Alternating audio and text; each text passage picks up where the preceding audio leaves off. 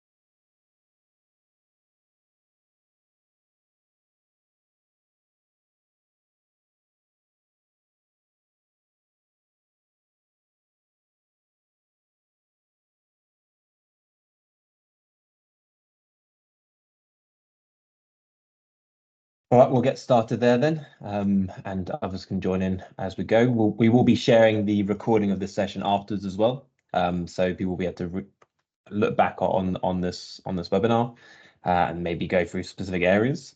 The planned agenda for today is to go over kind of the core aspects of the methodology, the core principles behind it, why we developed it, and key features of that. But we also want to have a Q&A at the end of the session as well to receive feedback, some comments, so we can also provide clarifications as well. To send through your questions, just pop them in the chat, and then at the end of the session, we'll review those, and we'll aim to answer all the questions that are raised. We might not need, we've got an hour scheduled for today, but we might not need that whole time. So if we get through this quickly, we might be able to give some time back to everyone as well. So starting off on why we need to conserve natural landscapes, to give some context behind the methodology. So I'm sure these are all facts that everyone on this session will know already, but we are facing a biodiversity crisis with an average of 68% decline in populations of the vast majority of species since 1970, according to the Living Planet report by WWF in 2020. It's also worth noting that natural ecosystems are essential in tackling climate change. A report by McKinsey and Company demonstrated that at least 30% of the benefits of protecting at least 30% of the planet by 2030 could result in the reduction of atmospheric CO2 by 0.9 to 2.6 gigatons annually through avoided deforestation and natural forest regrowth. That last point, a key one for this session today. And then also reforestation cannot replicate the same conditions as old growth forests in the short term.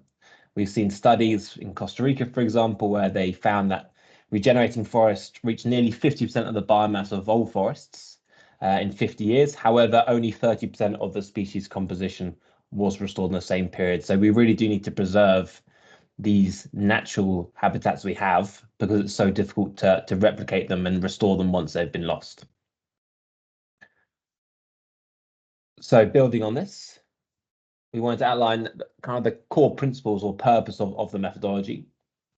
One was to drive greater finance to conserve areas of biodiversity importance. The second was around supporting areas that need more sustainable funding sources. We're conscious that a lot of areas that are in biodiversity important areas or under management are heavily reliant on grants or donations and not sustainable funding sources. And COVID and other variables has made that more challenging as well. So there's a need to identify other sources to help preserve those areas. And we also felt there was a need for more robust monitoring of carbon benefits beyond the forecasting deforestation approach. And we want to propose an alternative to that. That last point leads me nicely on to a direct comparison with REDD+. So in summary, SCM6 is focused on measuring the greenhouse gas benefits of projects differently from RED. So it's focusing on the incremental growth in carbon stocks in that vegetation area as a result of the conservation, instead of the avoided emissions from forecasted deforestation and degradation. So here you'll see that it's really focused on that growth in that carbon stock over time. And it also is worth mentioning that any deforestation that does occur needs to be accounted for. So it ensures that projects are measuring the growth, but also any degradation or deforestation on a total basis. Now, our viewpoint is by doing this, you're not only going to be preventing that deforestation, those emissions from occurring, you're also going to be removing carbon from the atmosphere, which is going to be essential. Alternatively, RED is more focused on forecasting deforestation or degradation rates. We're conscious there's multiple approaches to do this, and there's a re-emergence or growth, sorry, of jurisdictional baselines as well. But you can see the different approaches. This is focused on growth in those carbon stocks. This is based on avoided emissions from deforestation based on baseline scenarios and reassessments and so forth. So two different approaches to achieving the same outcome, which is conserving natural habitats and preventing deforestation. We're just taking from the lens of measuring the growth in the carbon stocks as a result of that conservation work. So if we were to touch on the core applicability conditions, so the project area needs to be located on Indigenous land, or it's located in full or partially, or within one kilometre from a terrestrial area of biodiversity importance. And that's based on the definition by the IUCN, and there's a number, we put in the methodology, there's a number of different ways to demonstrate biodiversity importance based on different metrics. The project needs to embed local communities into the project activities to ensure local knowledge and cultures are applied. Ultimately, these individuals likely have a very strong knowledge of the local habitats they're dealing with, and their input is essential to make sure these projects are sustainable long term. The project activities are exclusively focused on conservation or restoration of that project area. So we're not looking at projects with potential conversion of habitats from, for example, non-native or native habitat to non-native habitat. So, for example, conversion of a forest to agricultural land. The project should also design and implement strategies to remove or manage invasive species, and that would be one of the core activities to also promote, in some cases, natural regeneration. The project area needs to be vulnerable to degradation and or deforestation if it hasn't been conserved. So this is a clear requirement from an additionality standpoint to prove that the areas that are utilising carbon credits through this mechanism were vulnerable. And if these interventions weren't implemented, there was a high likelihood of degradation or deforestation. Now, at least 50% of the existing and or historical conservation activities, if any do exist within the project area prior to the project start date, are not financed or have been or expected to be financed through donations and or grants. So again, that non-sustainable funding mechanism, thinking sustainability in the terms of clarity as to long-term projections in terms of access to funding. And then the final piece is poaching of keystone species within the project area must not exceed 5% of the baseline population. If this is exceeded, then it doesn't matter if the project has resulted in removals, no credits can be claimed. Our viewpoint is the loss of biodiversity, particularly keystone species, is a clear form of degradation. And there are a number of studies now which have come out and demonstrated that the carbon stocks of an area will decline or negatively impacted by the loss of these species, for example, elephants. So that's a key requirement as well. So it's almost a blended methodology looking primarily at carbon, but there is a biodiversity lens to it as well. Touching on areas of biodiversity importance, again, in the documentation, we have a list of different areas that are considered that. So we're using the UNEP Biodiversity A to Z list of biodiversity important areas. So you can see via this link what those look like. But a good example of this in its core form is a key biodiversity area. So on the left here, we've put a mock project area, and then you'd be able to see its potential compliance with that requirement from a biodiversity important area perspective. Again, as I mentioned at the beginning of the call, if there's any questions or comments on the methodology or areas where you want further clarification, drop a comment in the section, in the Teams chat, sorry, and there'll be an opportunity for us to review those and provide a response in the session. And if you don't have enough time, or it's a really complicated question that needs a more nuanced answer, we'll make sure that we send a more detailed response via email after the session. So in terms of the baseline scenario, so as I mentioned, there needs to be a risk of deforestation or degradation.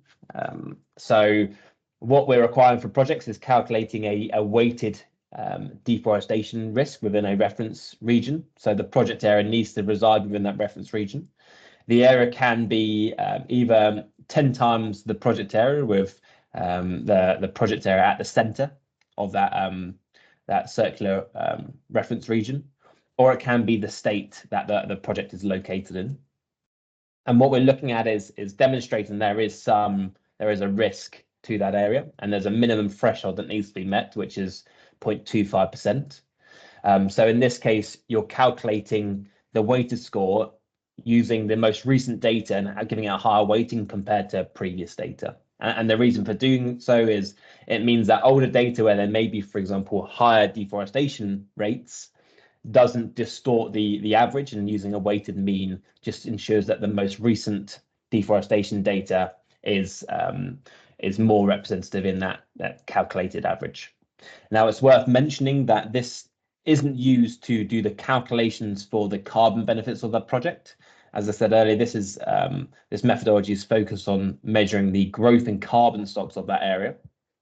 This is just to demonstrate that the project area is eligible and there is a clear risk for that area of deforestation. We also consider the loss of keystone species as a form of degradation.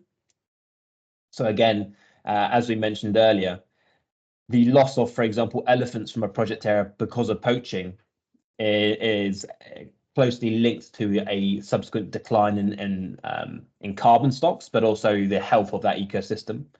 The reason why they're called keystone species is that they have a disproportionate impact on the ecosystem that they reside in, and therefore the continued loss of them will only result in degradation of that area. So we do consider this to be a form of degradation. Again, this lends itself more towards the biodiversity piece, but we think both carbon and biodiversity in this context is completely correlated, and therefore it needs to be considered metric. Now, in terms of the requirements and threshold-wise, so if the keystone species is recorded as critically endangered on the IUCN Red List, that mean and it had clear evidence and reports of that being in the project area, it would meet this requirement. Alternatively, if the keystone species population has declined by 20% in the last 20 years, or 60% in the last 50 years, again that would meet that threshold and demonstrate a need to help restore those populations and introduce new conservation activities to help stem this loss and address the issue.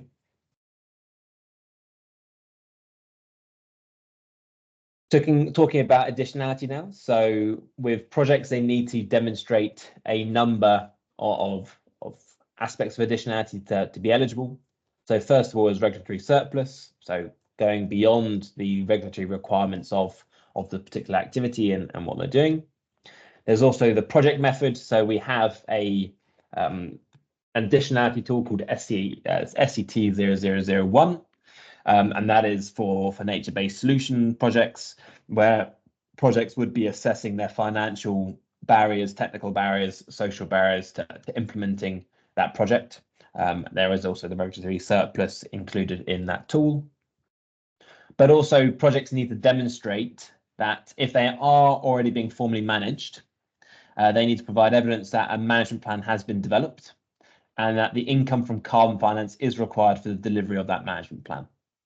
So again, what that would need to look like is they would need to demonstrate that they don't have access to funding to cover at least 50% of the next 5 years of implementation, or the availability of additional funding from the sale of carbon credits will increase the average conservation outcomes of the project by 40%.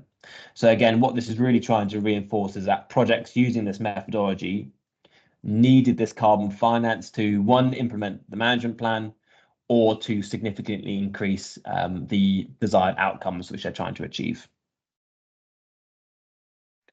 Obviously, if you've got a project scenario which has no funding whatsoever, this wouldn't necessarily be an issue.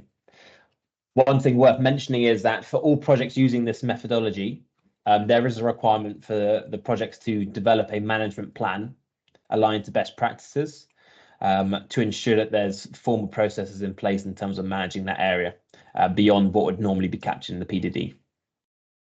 And that would need to be updated every 5 years. In terms of quantification of greenhouse gas emission removals, so there's a number of things that need to be completed.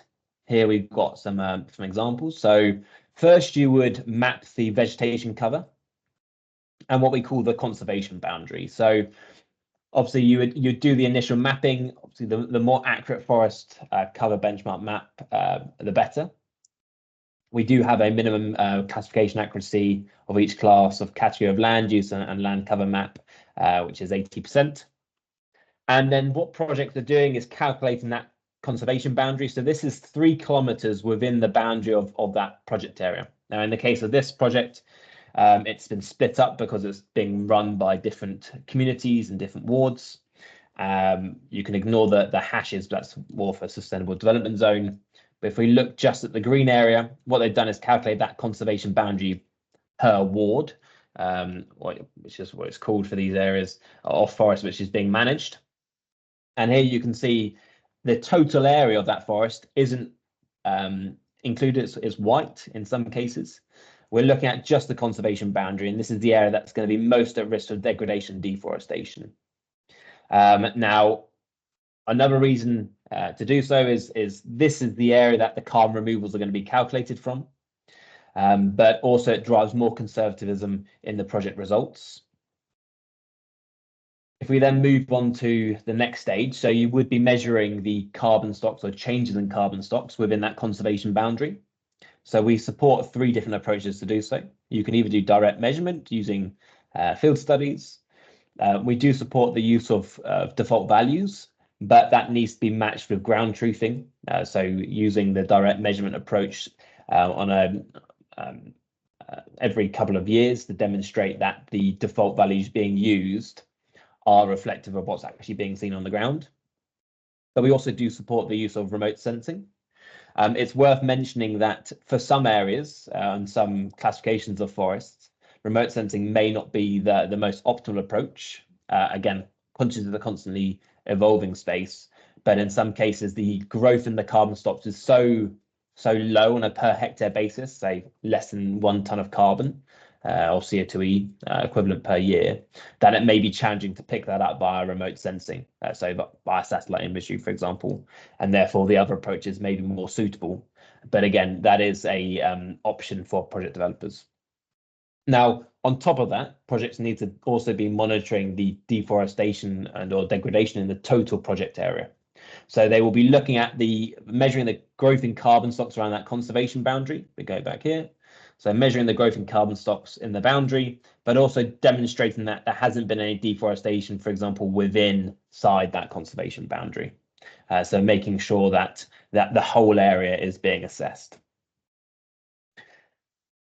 Now, one aspect of this is if there's keystone species within that project area, then we wouldn't be expecting poaching of those species to exceed 5% of the baseline population. So if your measured form of degradation is going to be the loss of keystone species, then this would be a key area that needs to be monitored.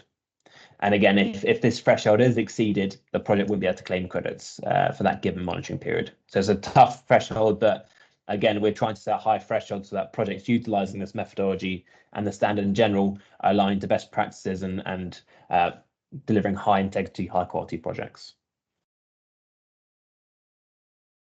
So this is just to show some of the equations in the methodology. Again, I would recommend reviewing the complete methodology in detail to go into the finer details. And again, if you have any nuanced questions, drop us an email at info@socialcarbon.org, and we'll be happy to provide any further clarifications if you had them following reviewing the document. We are also creating FAQ pages per methodology, so that common questions we're receiving will have a standardized answer so everyone can see and get the same response. We are also working on a update to our portal, which will include forums per methodology, so community members can talk to one another, ask questions, but it's also a place where we can interact with project developers, VVBs and so forth, and provide direct feedback, which is accessible to everyone. In terms of the equations, so as I mentioned, what the project would be doing is measuring growth in carbon stocks of that conservation boundary for that given monitoring period. So comparing the carbon stocks from year Y to the previous year, and then also deducting any project emissions from deforestation and or degradation in the total area from those removals achieved. In terms of how that those removals were calculated. So this is an example if a default value is used, for example, whereby you would use the annual incremental value for that vegetation cover. You would multiply that by the vegetation cover of that biomass per hectare, and then times that by the area of the class of vegetation cover, and then multiply that to convert that to CO2 equivalent. So that gives you an example of what that looks like. Those are the key aspects of the methodology. As I said, we definitely probably didn't need the full hour, but keen to have a Q&A now. If anyone's got any specific questions they'd want to delve into in more detail, this is a great time to do so. Again, we are open to broader feedback or more nuanced questions afterwards, so please send them our way via our email. But I will have a look at the chat now just to see if we have any specific questions.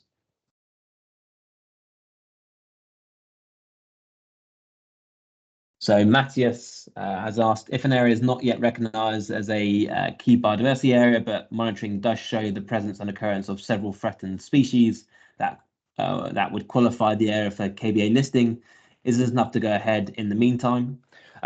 It's a very good question. I probably would want to talk to our team internally and make sure that I'm giving the perfect answer for that, because it's slightly more nuanced.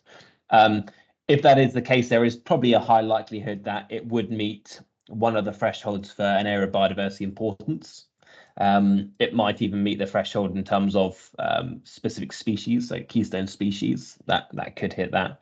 Again, I suppose that the nuances or the devil's going to be in the detail. So we'll have a think about that internally and make sure we share a answer with everyone on the session, but also publicly as well, to give clarity on that one. Any other questions?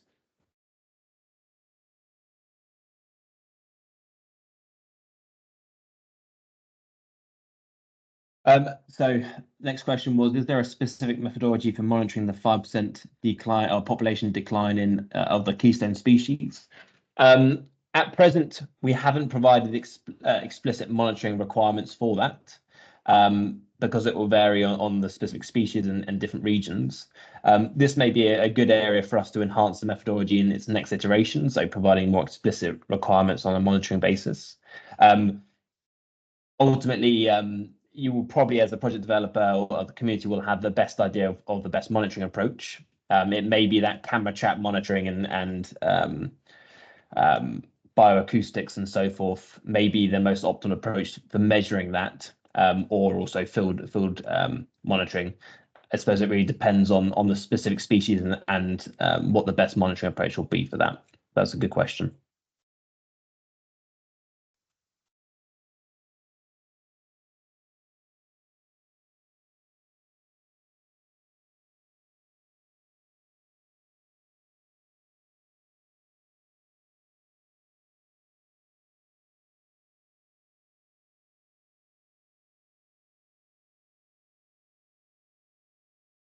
I can see Matt sending a message, so keep an eye on the chat.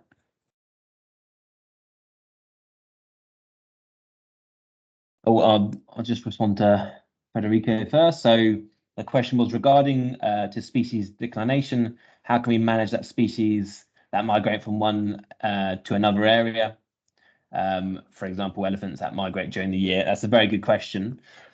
So if, for example, there was clear evidence that a species had traveled outside of the project area, which you haven't got direct control over, and had migrated, and there'd been a decline, or there'd been poaching outside the project area, then evidence of that would need to be provided. Again, it depends on a case-by-case basis, but it would need to. It would likely mean that project wouldn't fail that requirement. It's more if it happens directly within the project area. Although again, we don't want leakage whereby species are being poached directly outside the project area. If, for example, those elephants that you talked about weren't poaching, or there was just an event where there was a significant decline in the population. So, for example, they were drinking from a contaminated water source, and it resulted in a declined population. That wouldn't meet the threshold for poaching.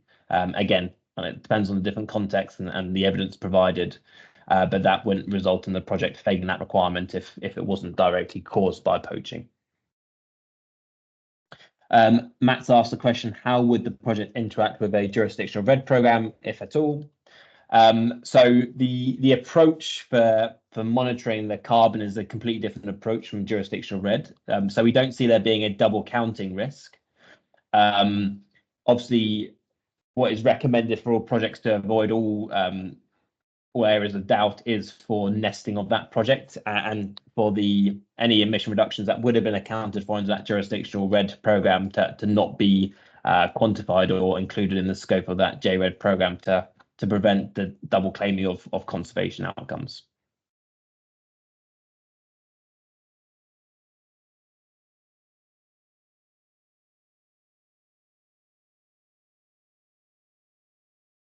Any other questions?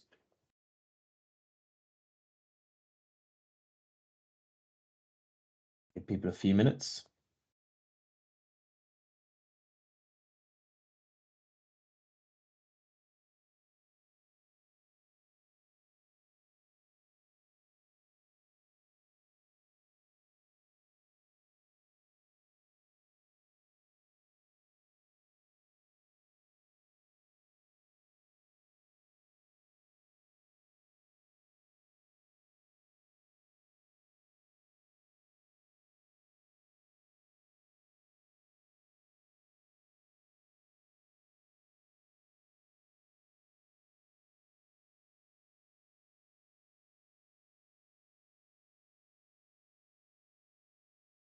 I'm not seeing any activity on the chat, so we might finish up the session there unless I see a question in the next minute or so.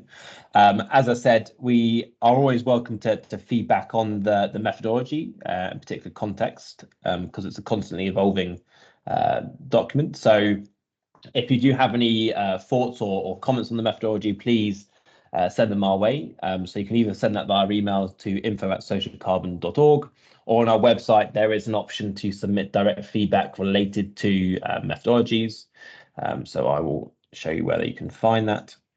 So if you go to the website, we do have feedback, and then you can put it on standard, and that gives you an option to submit a form and also upload documents and send that our way, so we can have a look at specific details, not only on the methodology, but you can also submit details related to the standard in general, specific requirements, and so forth.